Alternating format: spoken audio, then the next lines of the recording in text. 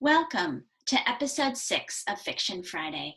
I'm Heather Shoemaker, author of books for kids and grown-ups. In today's episode, I want to dedicate to two brothers out in Washington State, Caden and Colton. I'm so glad you've been watching and enjoying Fiction Fridays. Hello to both of you. Now, these two have been having a really interesting coronavirus time. In addition to watching Fiction Friday, they are keeping coronavirus journals. Good for you guys. And they got kittens during this time. So their parents put out an ad saying if anybody doesn't want to take care of a pet right now, we would love to. And they got 2 kittens put on their doorstep. Isn't that pretty neat? Have you started a coronavirus journal? You can start anytime. Just write down any thoughts or draw a picture. It gets out what's inside of you. And also, when you write a journal, you're writing history, because this is really a historic time. And maybe someday someone will read it 100 years from now. That's pretty cool. So I just wanted to share with you a little bit from Caden and Colton's journals. Caden's journal says, "Today we FaceTimed with our friend since we can't see them anymore due to the coronavirus.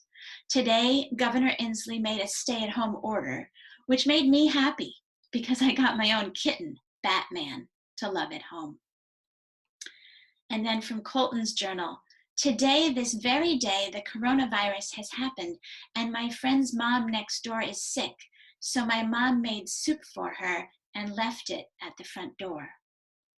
Now, Colton also got a kitten and named his Stormy. And you'll be glad to know that their neighbor got better. I hope you're taking good care of your neighbors with the people who live around you. And maybe you'd like to start writing a journal yourself. Maybe I can read some of it on Fiction Friday next time. I did want to show you a picture of these kittens because I thought you'd enjoy meeting Caden and Colton's kittens. So there they are, Stormy and Batman. And look, they are very literary kittens. It looks like they like to read the Griffins of Castle Carey. Now today I wanted to read to you a bit from the Griffins of Castle Carey. This is a part, since we're doing kittens, I thought we'd stay with the pet theme. So I have a little bit to read to you about the dog in the story. There he is on the back, and that's a picture of the Griffonage, which is the old house that the kids go to visit. So this is near the beginning of the story when the oldest child, Meg, is just waking up. Meg woke with a start. She gave a small cry and sprang up in bed. A prickly feeling had enveloped her. She swatted her hand over her head as if to push it away. "No," she said sharply, "go away." And to her surprise, it did. The next moment, she saw a deep chocolate face peering at her with soulful eyes. "Am I glad to see you," Meg said, allowing the dog to lick her face, even on the lips. The prickly feeling was gone, but a small wad of loneliness lodged in its place. With every lick of the dog's rough tongue, the lonely bundle diminished until it lifted away. His fur was soft, but soggy around his muzzle.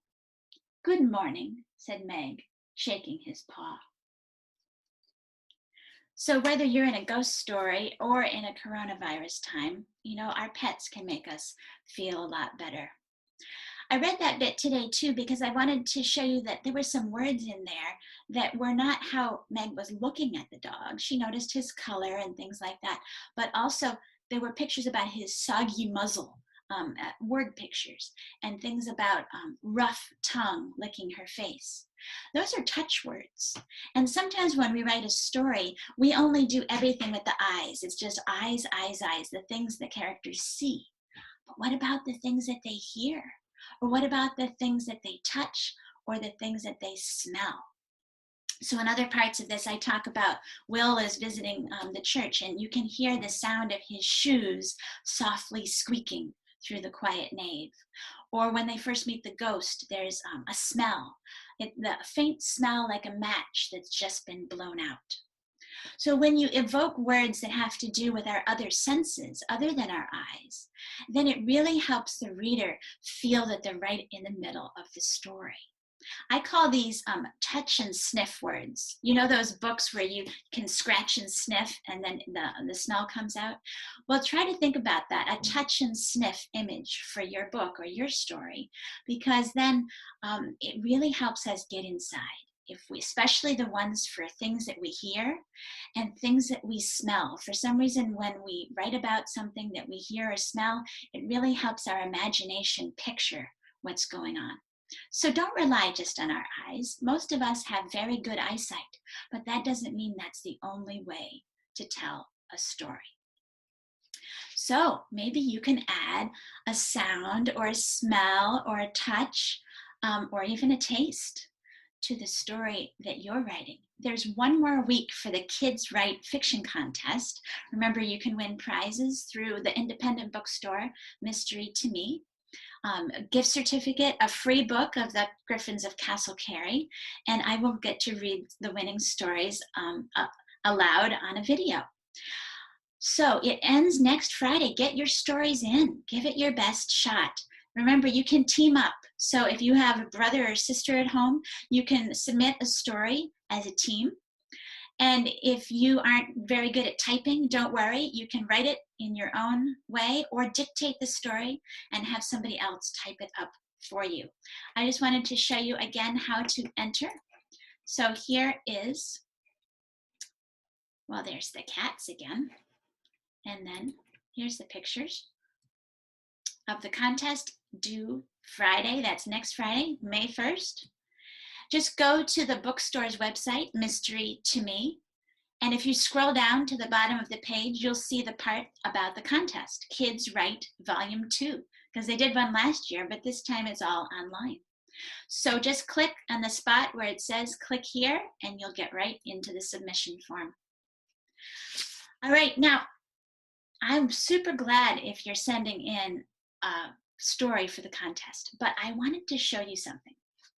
This is my very first rejection letter. So I got this when I was 8 years old in 3rd grade, and I had written a story for a contest and sent it in, and it did not get picked. Now, I thought my story was great. I actually still have my story. It's a really, really long story, a lot of pages. And one of the neat things was that this character lived so close to a zoo that they didn't need an alarm clock because the lions roaring would wake them up, and the animals would poke their heads through the window of the house like a giraffe would poke its head through the window to see what was going on. So I thought it was a pretty good story, but I got a rejection letter, and I think, and they say it was good work, very ambitious, but we don't want your story in our magazine. And when you get a rejection letter, or if you don't win a contest, all that means is keep on going, because you may not win that moment, but if you like to write and you like to tell stories, you're going to keep getting better and better, and someday you may end up writing a really great story or a book the way I did. So don't worry if you don't win the contest. Write the story anyway, send it in, and see what happens. And if you don't win, just say, okay, I'm going to write another story and send it in again next time. Now, some of you may notice that this rejection letter I got is from Stone Soup, which is a magazine that is still around today, and it publishes stories and poems and artwork from children. In fact, the entire magazine is only written and illustrated by kids. And you could send your story into Stone Soup. I want to show you a picture of what that looks like. This is Stone Soup magazine. These are some of their most recent covers. It's an amazing magazine, and you could be part of it. All right, now another thing about my story that was rejected is that I was still learning to write, and I did something a lot of kids did, which is I used certain regular words over and over. So for example, I said, once there was a little girl. She was a nice little girl. She lived in a nice house with her mother. She was very happy. Or the elephant was very big. I used words like nice and very so many times. And that's something a lot of kids do.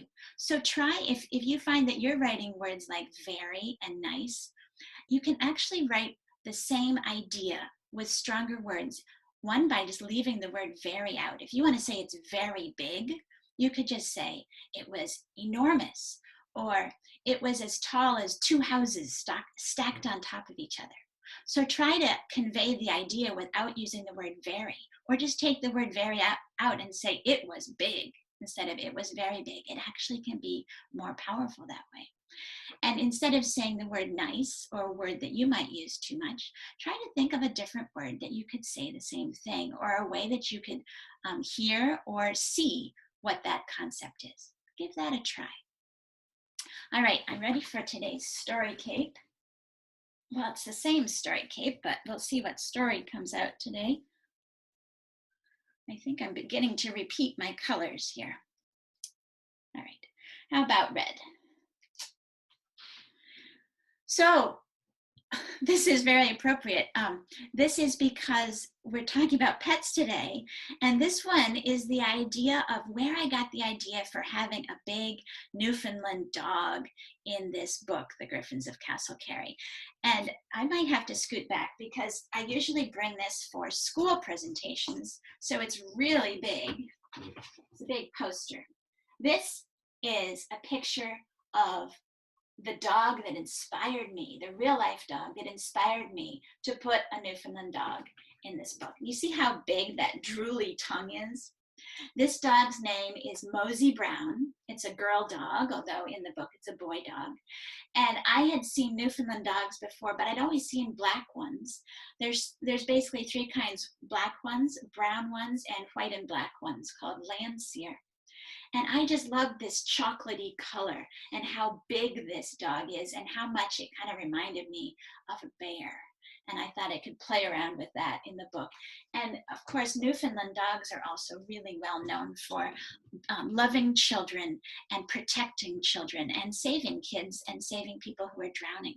And I just thought, what a neat kind of animal to have in this book. So I got the idea for having a Newfoundland dog in the book because of Mosey Brown. And that was a photo that I saw in our UU church directory where somebody was posing with their dog instead of maybe with their kids or something like that. And I thought, great, that dog has to be in a book. She is so amazing. So thank you to Mosey Brown for giving me the idea to have a Newfoundland dog in the Griffins of Castle Carey. All right, are you ready for today's joke? This is another pet one since we're on a pet theme. What is a cat's favorite color? Do you know? Purple. Maybe the kittens would like that one. All right, I have been hearing from people who've been watching Fiction Friday of all the books that they've learned about from this show. I'm so glad. I've heard from people who are planning to read the 14 Oz books and all kinds of books I've been recommending. And Caden and Colton said, "We ordered your book, The Griffins of Castle Carey, and started reading it on the Kindle while waiting for it to arrive. We're really enjoying it.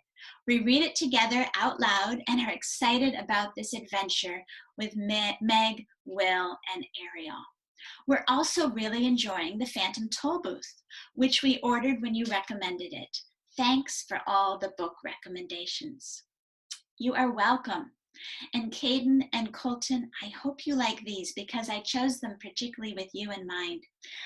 This one, because you like pets, the two of you, I thought this is a great time with coronavirus lockdown to start raising a dragon. Okay, because you can raise a dragon while you're during lockdown.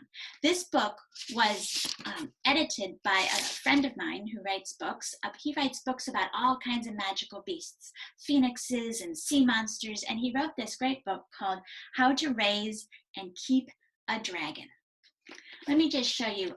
It has, as far as touching and feeling, it has a little gem embedded in the cover, so you can actually touch and feel in this book.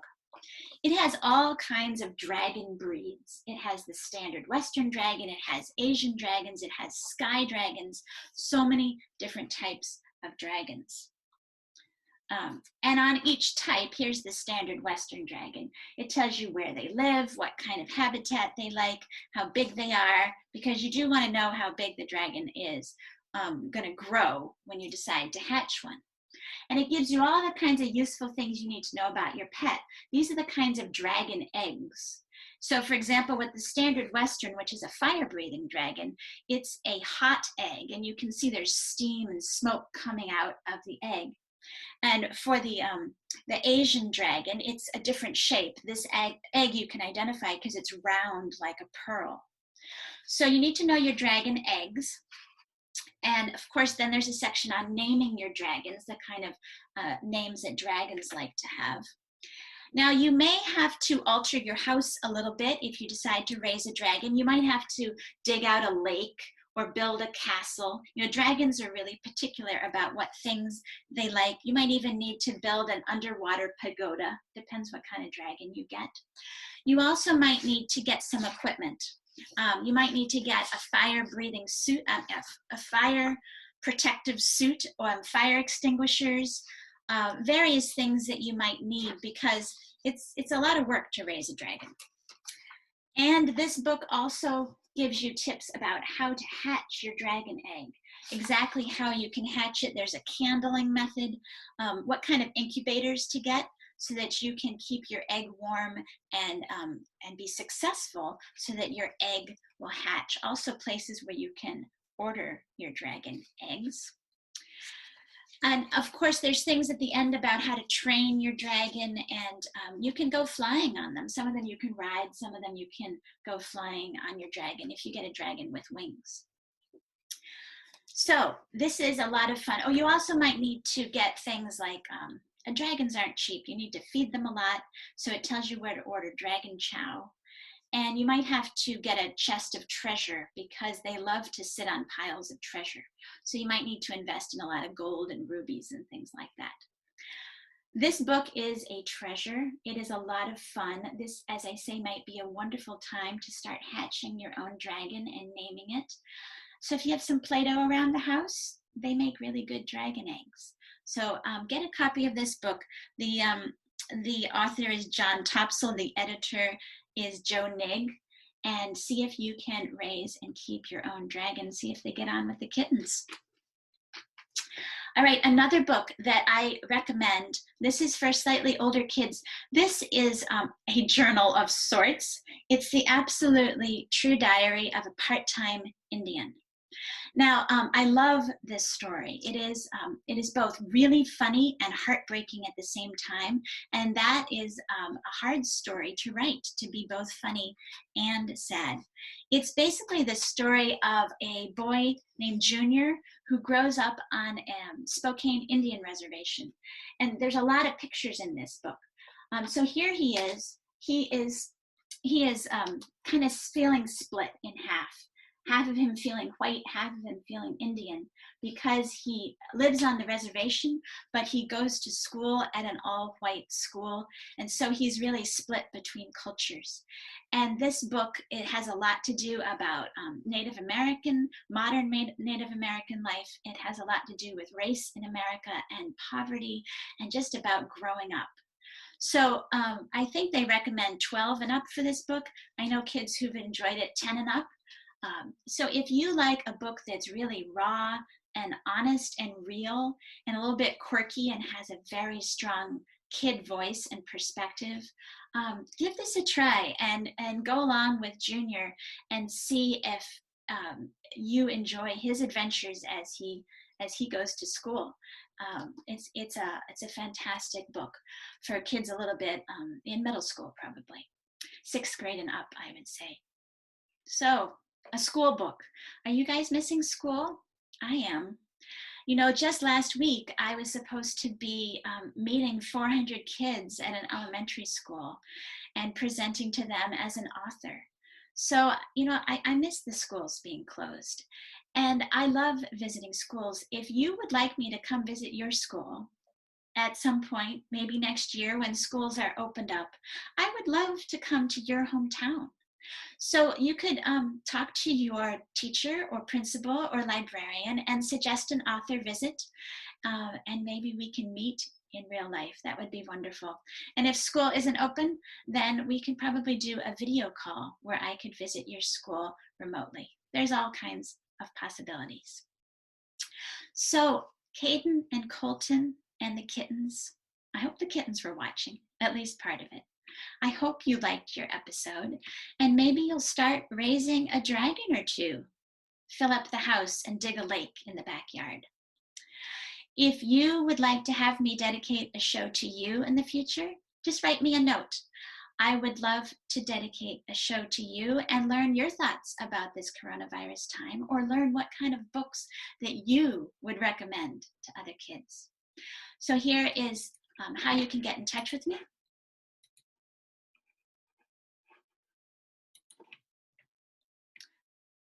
You can find me at heathershoemaker.com or on my Facebook page, which is Heather Shoemaker Writer. I would love to get your notes and to hear how you like the Griffins of Castle Carey. You could send me a little review or send me a picture of your pet. I would love to see how your pet is doing during this time. Or better yet, send me a picture of your dragon egg that you're hatching. That would be a lot of fun. All right, bye Caden, bye Colton, bye kittens. See you next time on next Friday, and don't forget to get those stories in by next Friday. All right, see you later. Bye.